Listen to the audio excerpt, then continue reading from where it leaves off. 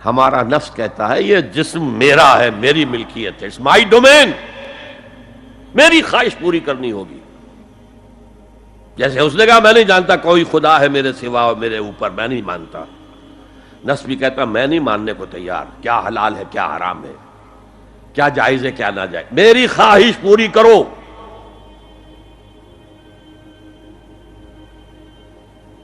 اس کے خلاف جہاد، یہ پہلی منزل کا جہاد ہے.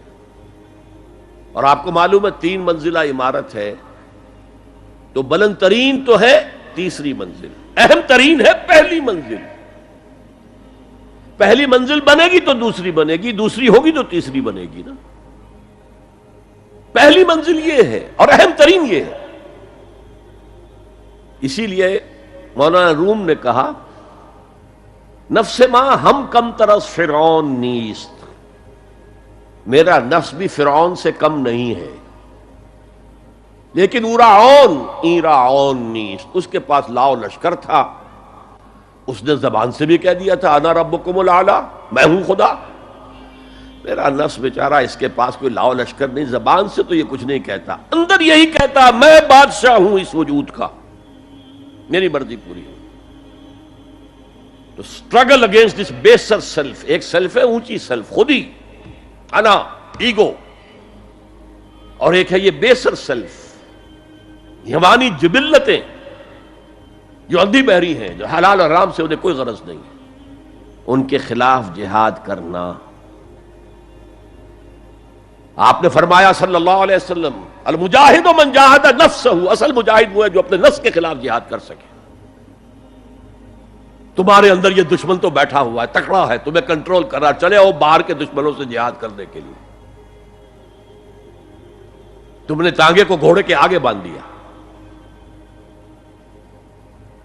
اور ایک دفعہ حضور سے پوچھا گیا ای الجہاد افضل یا رسول اللہ، اے اللہ کے رسول سب سے افضل جہاد کون سا ہے؟ فرمایا ان تجاہد نفسک فی طاعت اللہ، اپنے نفس کے خلاف جہاد کرو، اسے اللہ کا مطیع کرو. یہ جو اندر کی کشمکش ہے، کشاکش ہے، یہ جہاد فی سبیل اللہ کا نقطہ آغاز، اللہ کا مطیع بنانا ہے نفس کو. اس کے ساتھ 2 سب لیول اور ہیں. اس نفس کو بھڑکانے والی ایک قوت ہے انویزیبل، اور ویزیبل بھی ہے. انویزیبل قوت سب سے بڑی ابلیس، شیطان لعین، اور اس کے چیلے چانٹے جنات میں سے، اور ویزیبل میں انسانوں میں جو اس کے ایجنٹ ہیں،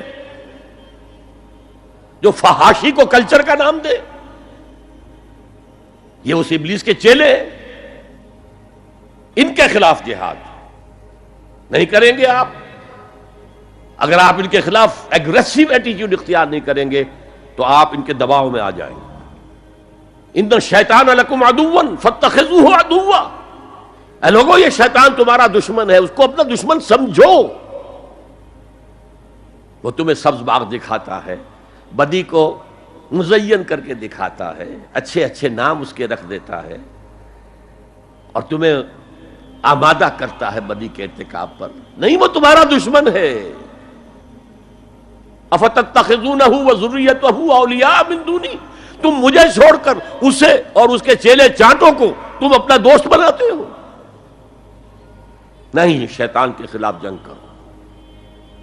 اور تیسرا اس پر سب لیول کیا ہے؟ معاشرہ اگر بگڑا ہوا ہے، اس کا عمومی رجحان برائی کی طرف ہے، تو سوشل پریشرز آپ کو ادھر دھکیلتے ہیں. جیسے کہ اگر کوئی موب جا رہا ہے تو اس کے ساتھ چلنا تو بہت آسان ہے، وہ خود ہی آپ کو دھکیلتا ہوا لے جائے گا. اس کے خلاف چلنا بہت مشکل کام. ہو سکتا ہے آپ بڑی زور لگا کے 4 قدم آگے بڑھیں، پھر کو ریلا آئے 10 قدم پیچھے لے جائے. تب 2 ہی راستے ہیں، زمانہ بات سازت تو بعد زمانہ بے ساز. یا تو پیسو معاملہ ہے، زمانہ تمہارے ساتھ سازگاری نہیں کرتا، چھوڑو تم زمانے کے ساتھ سازگاری اختیار کر لو، چلو تم ادھر کو ہوا ہو جدھر کی. ایک یہ ہے کہ نہیں، زمانہ بات سازت تو بعد زمانہ ستیس، زمانہ اگر تمہارے ساتھ سازگاری نہیں کر رہا تو زمانے سے جنگ کرو، لڑو، ریزسٹ کرو۔ تو 3 جہاد ہو گئے فرسٹ لیول کے، 3 سب لیولز۔ نفس امارہ، اڈ، لیبیڈو، نفس حیوانی کے خلاف جہاد،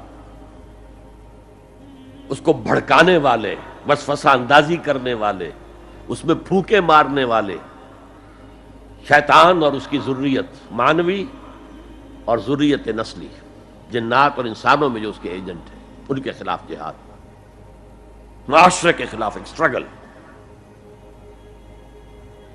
اب یہ 3 جہاد آپ نے کر لیے، اللہ توفیق دے ہم میں سے ہر ایک کو، تو اب یہ جہاد آپ کے جسم سے باہر نکلے گا، خارج میں آئے گا۔ دوسری منزل ہے نظریاتی تصادم۔ اگر آپ نے ایمان کا نظریہ اختیار کیا ہے تو الحاد کا نظریہ رکھنے والے بھی موجود ہیں، آپ نے توحید کے نظریے کو اختیار کیا ہے تو مشرکانہ عقائد رکھنے والے بھی موجود ہیں۔ They are bound to resist. اس کے خلاف جہاد کرنا ہوگا، محنت کرنی ہوگی، اپنی بات کو دلائل سے ثابت کرنا ہوگا، اپنی بات کو اچھے انداز میں حسن اسلوب سے لوگوں کے دلوں تک پہنچانا ہوگا۔ ظاہر بات ہے وقت لگے گا، جان کھپے گی، اور اگر آپ انتہائی سنسیئر ہیں یہ آپ کا ایک لائف لانگ اور ہول ٹائم جو ہے آپ کی انگیجمنٹ ہوگی ہے۔ اینڈ ٹائم از منی۔ جہاد بالمال، جہاد بالنفس۔